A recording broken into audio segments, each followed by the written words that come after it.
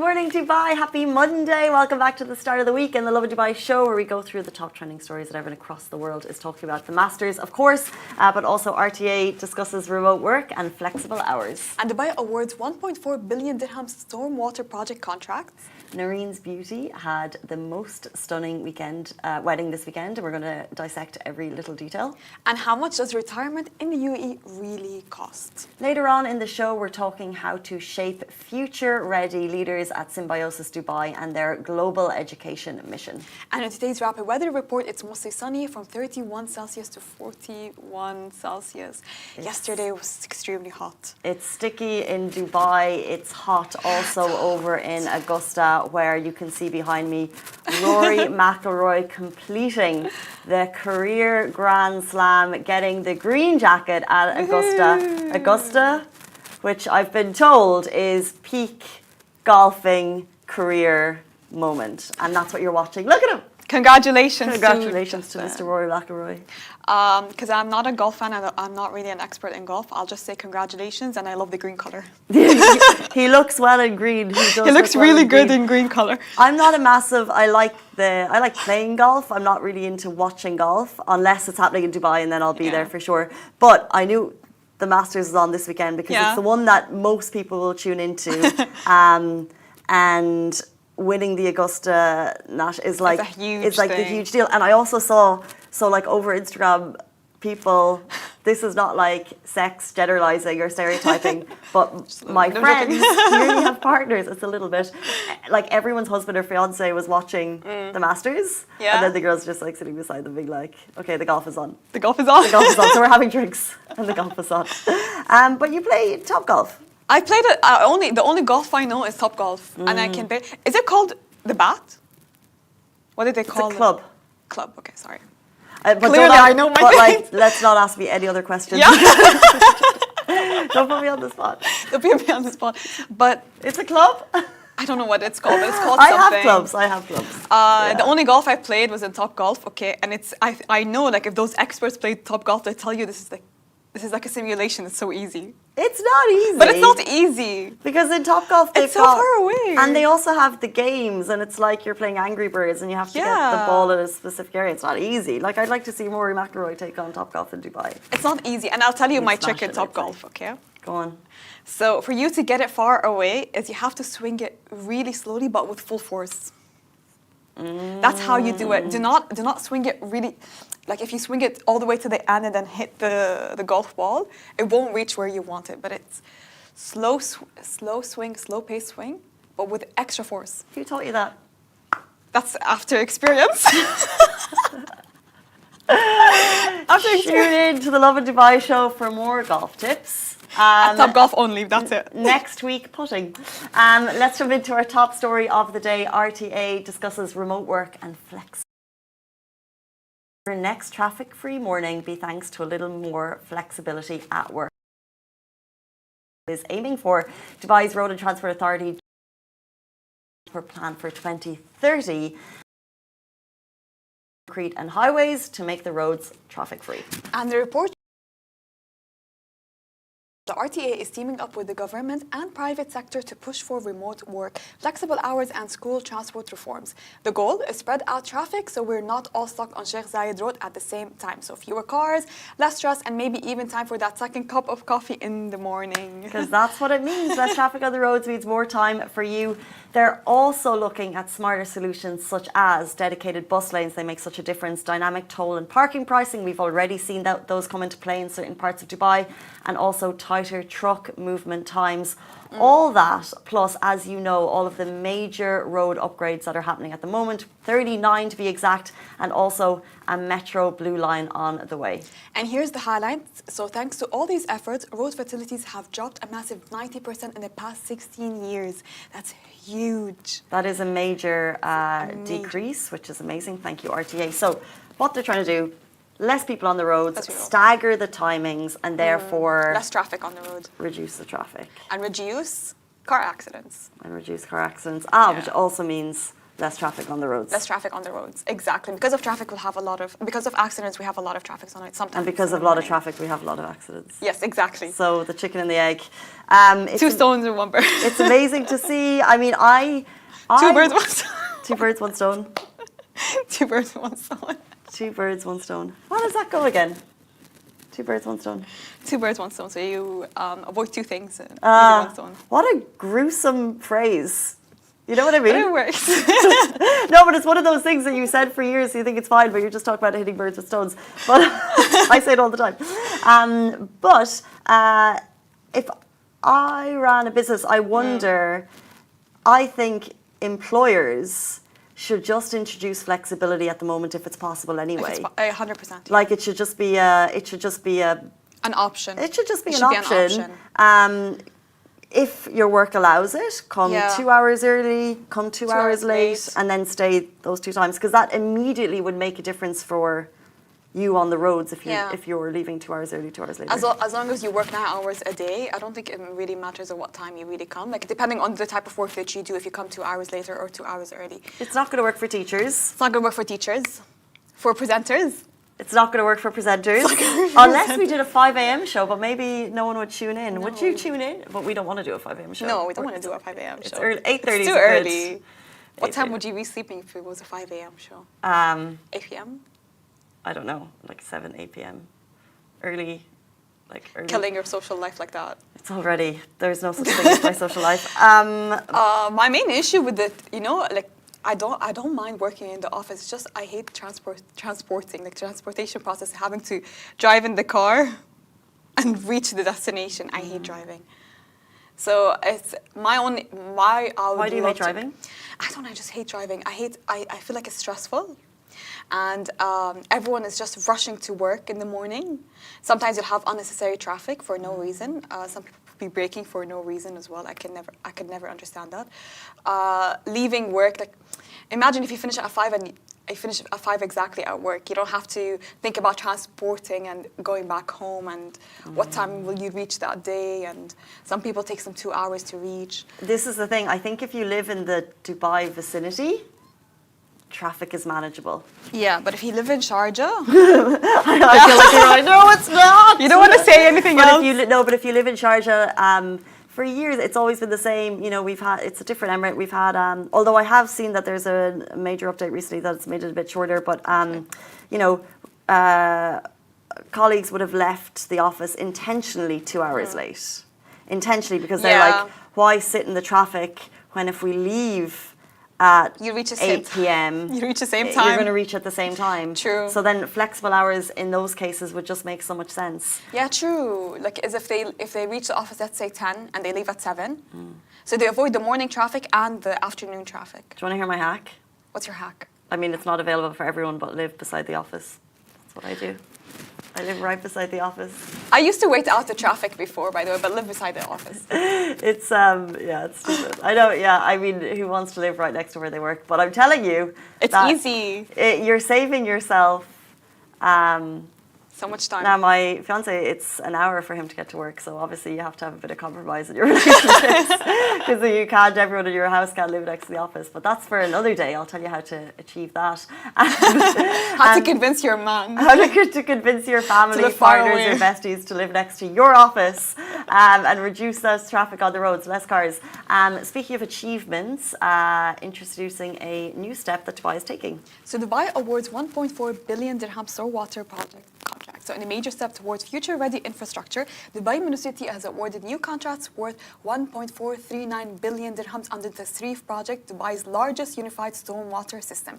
Acting on the directives of His Highness Sheikh Mohammed bin Rashid Al Maktoum, this phase includes the development of over 36 kilometres of new drainage lines, aiming to significantly reduce flood risks and improve the efficiency of the existing networks. So the new works will serve areas including Dubai International Airport, Al Quoz, Jumeirah, Al Rashidiyah, Zabil, and more. The Tasrif network is designed to increase discharge capacity by 700% over the next 100 years, reduce operational costs by 20%, and support Dubai's goal of being one of the most climate-resilient cities globally. Always making moves. This milestone is part of the 30 billion dirham total investment to future-proof the city's drainage infrastructure for the next century.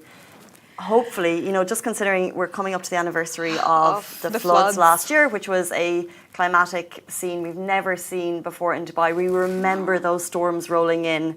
Yeah, and the traffic and a lot of clogged. But do you remember the skies? Like It suddenly happened. It was a climatic. Hopefully, we'll never see it again. Like, it was something I've never seen. It felt like a movie. What was happening, and it was preparing yourself for a climatic event of that scale. Is what the city is doing. No, we didn't expect it. Well, I think we didn't expect it. I remember we were at the office that day. I don't know if you remember. The rains were so heavy in the morning, and then I saw a message on Twitter, or I don't know where I read it, that like a really heavy storm is approaching. And I remember telling everyone there was very little people here with the office. We were 5 in total, I guess. Were we? We were 5 in total last year. My memory's a sieve. So I remember telling everyone, like, I think you need to leave home right now because a heavy storm is happening. It's approaching right now. And as soon as I reached home, with a snap of a finger, this huge storm hit us. The skies opened. The skies opened. It was if you dark. weren't here last year, the sky was green. It was dark. Absolutely phenomenal.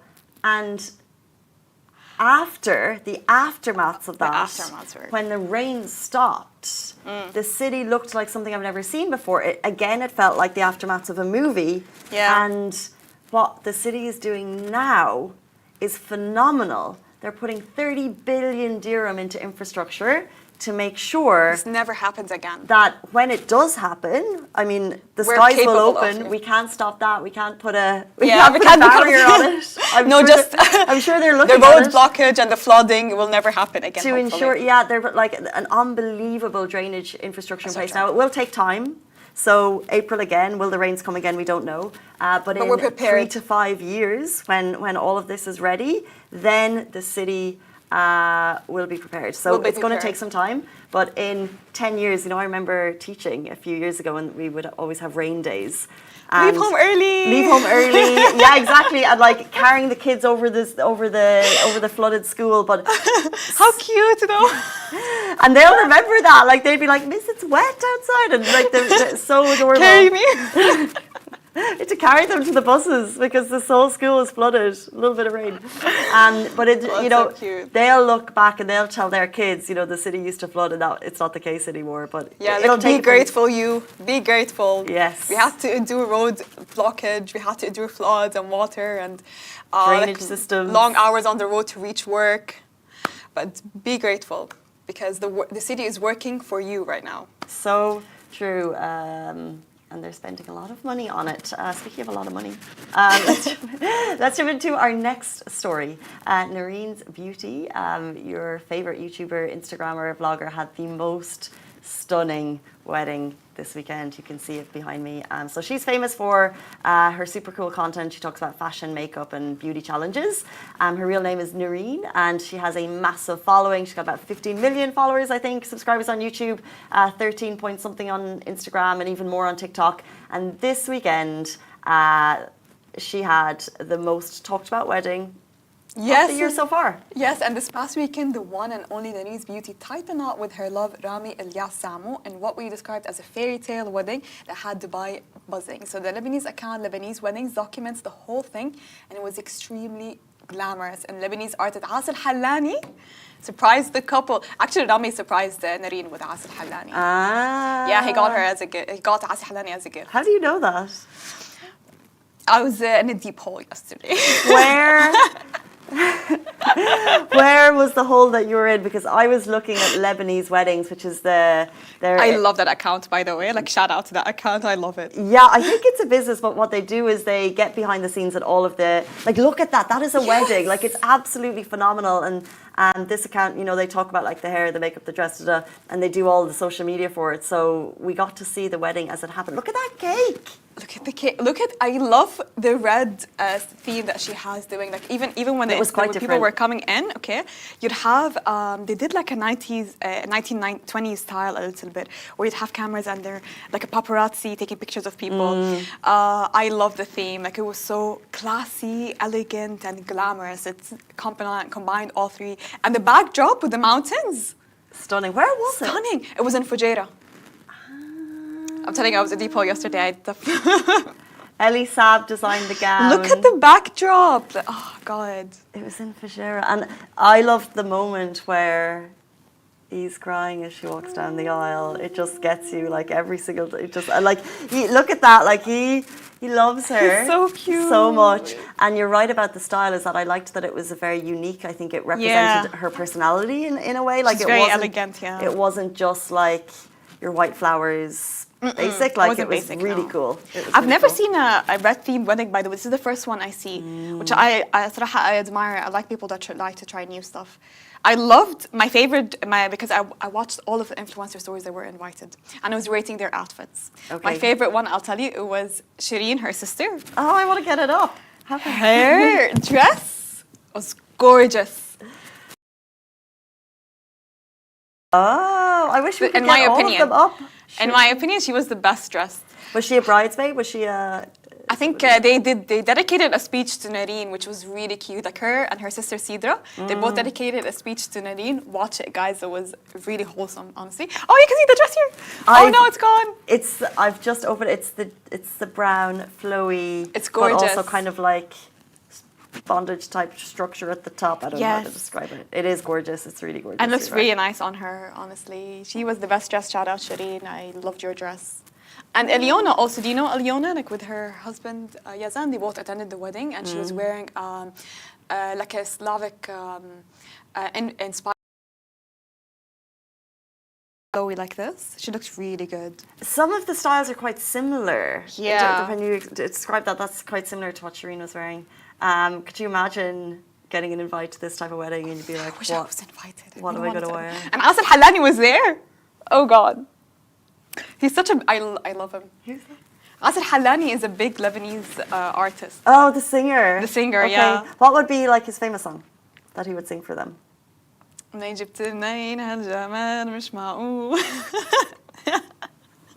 Nice. What does that mean? And where'd you get that beauty? Like it's... You're so beautiful. And I'm sure this is how Rami feels about Narin, of course. She looks really good. Congratulations to the couple. Yes, congratulations to the couple for a stunning wedding and for giving both of us something to do this weekend. 8:51, our next story. How much does retirement in the UAE really cost? So a new YouGov survey reveals that 7 out of 10 high-earning residents between the ages of 50 and 65 say that they would like to retire in the UAE. But the question is, can they afford it? So the annual cost of retirement in 2025 is estimated at 240,000 dirhams. 240,000, trying to do some mental maths there. Looking ahead to 2045, that figure is expected to rise to 477,000 dirham. And by 2060, it could soar to 7.2 million for just 15 years of basic retirement. So while the UAE remains a dream of retirement for many, those golden years might not come with such a platinum price tag. I mean, I think that's trying to, scare us into becoming ready for retirement. Look at that big retirement thing. So retirement. Who is actually... Who's ever... Do you feel like... Even if are you ever ready for retirement? That's a question you ask yourself, though. I wish I thought about that as soon as I was leaving school. Really? I wish I had thought, why don't I save a little bit? So you work for retirement, basically? No, but I just mean saving more along the way. Saving more. Makes sense. Because then it all compounds, and then the money you're saving makes money for itself. And then that begins making money. Oh God. I don't know. I just wish I thought about it earlier. True. Because I'm 35. I mean, you still have a long time. Yeah, but if you save more money, then you can retire earlier. True. But what age would you like to retire? Tomorrow. No, I would like to retire tomorrow for sure. Yeah. But yeah, I mean, having the freedom to choose. Having the freedom to choose would be ideal. True. Would I retire here? Where's your dream retirement destination? It's a toss-up of wanting to go deep into the wilderness. But then also, I think dream. Dream, yes. I'd have 2 places. Okay. One, here. Nice. And then, Makes sense. and then for the summer, I'd be like in the French countryside, Nice. eating cheese. You like France. I do like France. You love France. I like that. Somewhere with some, now that could be changing. Italy, somewhere European maybe. I like the mountains, and then having the option to ski like an hour away. True, and having the option to like pick your own lemons and pick your own fig and pick your own fruits and vegetables. Where would you go? So like the goal is to stay here. And in the future, hopefully, if I have my kids, I would want to stay around my kids. But the dream is also I want to be in a European country.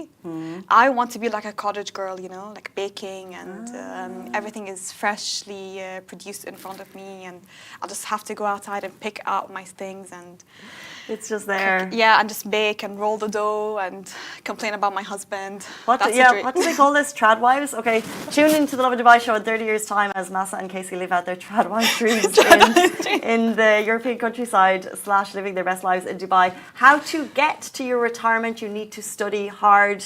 That's for sure, and how you can do that. We're going to talk about shaping future ready leaders, Symbiosis Dubai's global education mission. We're going to be welcomed by Dr. Anita Patankar right after this short break. Do stay tuned.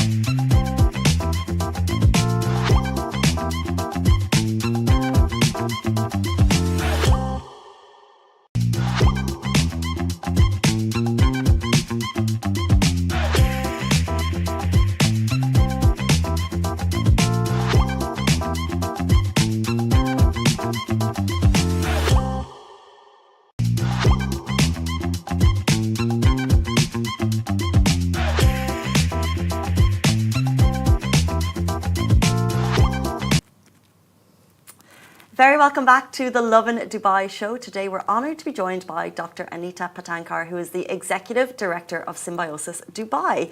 She's here to talk about the role of education in bringing economies together and also building a global workforce. In this, she will touch up on Symbiosis' growing impact in Dubai, the innovative programs being introduced, and also her own commitment to education over the past 4 decades. Her passion for bridging cultural and academic divides continues to inspire students, faculty and institutions around the world, driving the Symbiosis mission of shaping globally aware, future-ready leaders. Welcome to the show. Thank you for being here on this Monday morning. Thank you so much for having me. We're excited to have the conversation. So Symbiosis is a household name in India, but for people that don't know the university, what makes it such a trusted university?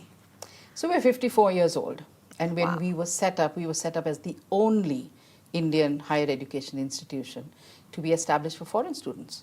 Can you imagine in the late 1960s, our chancellor thought that African Asian students who came to India and faced a lot of hardships, including discrimination, needed a safe place to study and to grow. And Symbiosis has grown from there. It continues to be committed to diversity and inclusion. We're a not-for-profit, which is also rare in the sector of higher education. So I think that makes a lot of a difference to the way parents, students, stakeholders look at us, look at the role we play. And I think over the last 54 years, we've been able to bridge, academics with business, because employability is a key factor when students join us, as well as working with community.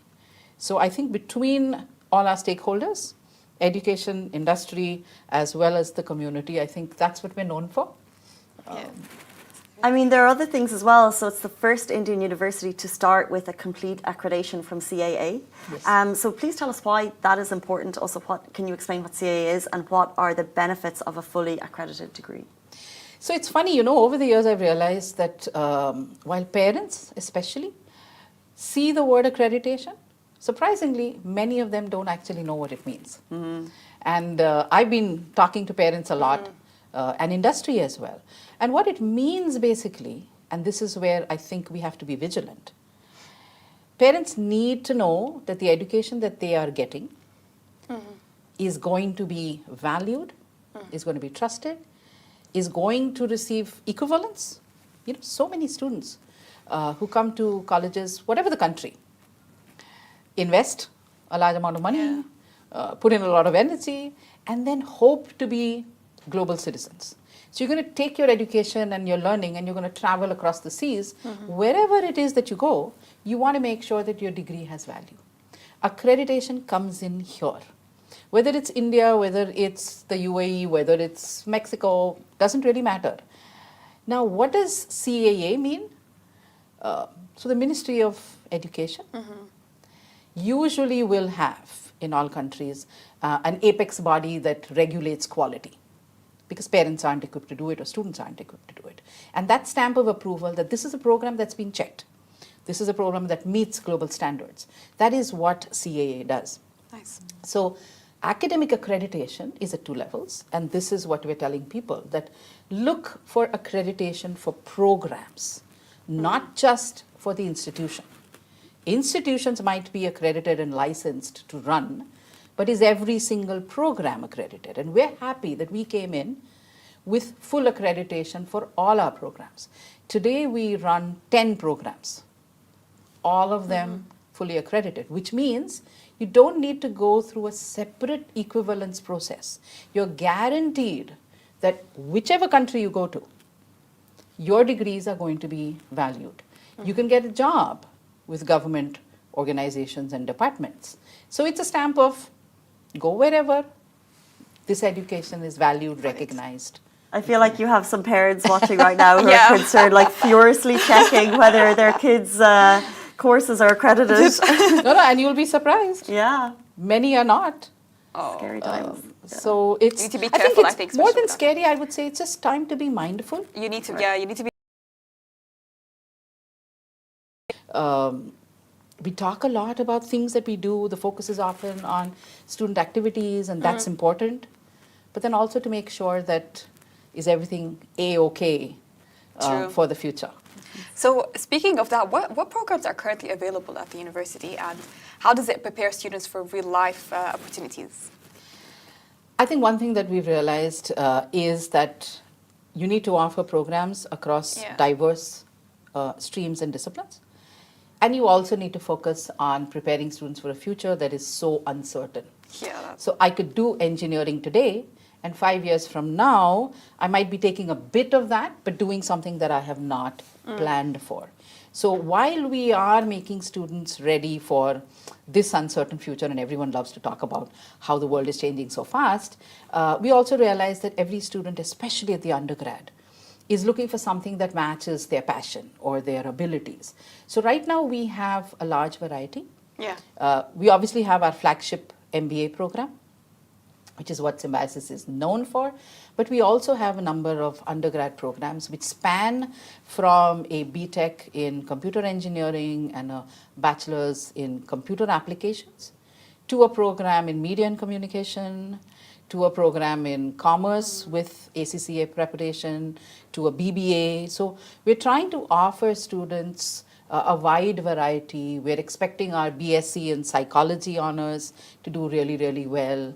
All of these are programs that underpin some aspect that any sector, any industry is going to find valuable. So we're hoping that these programs prepare students, and I think the good part about it also is that we're looking for a lot of interdisciplinary learning. So imagine a BTech in computer engineering sitting beside a Bachelor of Psychology for an elective class. That kind of learning is what we're focused on. So, well, programs is one thing, but you're also well known for hosting workshops and community events. Yeah. So could you tell us a little bit more about the HR conclave that Symbiosis is hosting in Dubai and how that could benefit people? Yeah. So you talked about workshops, and I'm always amazed at how students respond and parents respond to workshops, because I think the pandemic has taught a lot of people that upskilling, reskilling, learning skills, so growth is based on learning, and learning leads to growth. I think that equation is now very clear. The HR Conclave is actually an event that we are focused on for a couple of reasons. It is not targeted like our usual workshops on students and general stakeholders, but I think it's about our commitment to industry. It is about our commitment to being partners with organizations and helping them grow, learning from them. So it's that partnership. The HR Conclave will focus on HR-related aspects, trending themes or concerns that people have. I was talking to a friend of mine who's in HR, and she was saying, oh my God, with AI and with social media, the way we used to do things doesn't exist anymore. Things have changed so much. And this is a platform for people to come together and talk. So we've got experts from industry, we've got experts from both governments coming in. We have an amazing, inspirational chief guest. I don't know whether you've heard of Dr. Kiran Bedi, but if you look at the women in, especially the Asian subcontinent, who've inspired women across, especially Asia. Dr. Kiran Bedi's name always comes up. She was the first police officer. Huge reforms in terms of the way prison reform, teaching and training people at some of the most celebrated prisons. She's got the Raymond Magsaysay Award. So we're happy that she's coming in because she fits in so perfectly with our theme, the power of people. And I think that is something that we want to talk about, because with AI, what happens to the power of people? How does that change? Does it become even better, even more? So the HR Conclave is something that I'm really, really excited about, and I'm sure we are all going to walk away learning a lot. But I think more than anything else, just working with industry leaders, leaders who drive the economy, and then of course feedback into academics in terms of what should we be focusing on, and because see, we're in the people business. Though I don't like using the word business because we're a not-for-profit, but we are in that sector. Whatever we can do to help prepare, fortify people for the future, that's where we are. And I think one of the most important questions that students have in mind is do you have scholarships available? And do you have scholarships in this university, especially maybe for Emirati women? Yes, we do. I think for scholarships, we're strongly committed. with higher education, one of the biggest challenges is to make sure that good quality, globally valued higher education is available for everybody, and that you don't want family circumstances or finances to keep that out of access. So scholarships play a huge role. We have many scholarships, but one of the things that I'm most happy about is that we do have a special scholarship for Emirati women. I am so happy that some of our partners, like the Dubai Police, have actually been able to, motivate their family members, employees to join our programs. I think for us, and not just because I'm a woman, but as an organization, investing in women is something that we're very committed to. I mean, you educate one woman and it is said that the whole family learns. So we do have a wonderful range of scholarships, and I'm so happy that they are responding. And one of the benefits is, of course, that diversity in the classroom increases, and we're learning so much from these amazing women. Speaking of commitments, how, in your opinion, does Symbiosis fit into Dubai's vision as a global hub for education and for innovation? When we started our thinking process of the next chapter, where does Symbiosis go, and Dubai came up, to be honest, because we have 1,100 plus alum here in the industry. And so they kept talking about Dubai, and you need to be in Dubai. And what we knew about Dubai was this, is that it's progressive, it's forward-thinking, it focuses a lot on innovation, research, sustainability, and these are things that resonate very deeply with Symbiosis. Our core is internationalization. Our core is diversity and inclusion. And over the years, we've realized that as an education partner to governments and to industry and to community, the focus has to be on sustainability. The focus has to be on research.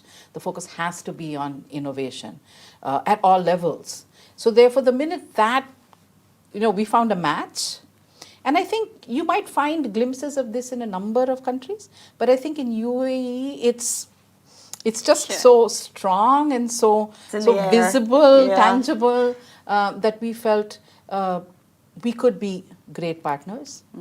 And we've come in with that hope, and in the past over a year, I've seen that resonate. It just makes sense. I think it's a partnership of very like-minded individuals wanting to grow together, wanting to contribute. And that's how our programs are focused, that's how our research activities are focused, that's how all the innovative activities and projects that the students are doing is focused. So very strong connection there. So if a student that's watching right now and considering Symbiosis University, what's one thing you would like them to know about the university and studying there? Oh my God, you can't ask me one thing and then... One main thing. One main thing, okay. Yeah. I would have to say we've proven that we're trustworthy at delivering industry valued and globally valued education with a very strong respect for diversity and inclusion and for sustainability across all the platforms and all the ideologies, etc. For students, employability is important, and that we are 31 in the world in the QS rankings on employer reputation is something that validates the fact that it's industry ready, industry relevant education. That we're a not-for-profit, I'm going way above your one thing. That we're a not-for-profit, I think, tells people where our heart is. Very firmly committed to Education. students doing well and using education as a powerful leverage for them to do well in their personal and professional lives. Hopefully, Very strong reasons there. Before you leave us, we've mentioned the programs already, but there are also some new programs, and we'd just like to touch on which programs are primarily aimed at. So for people who are interested in going to study, where will they be working?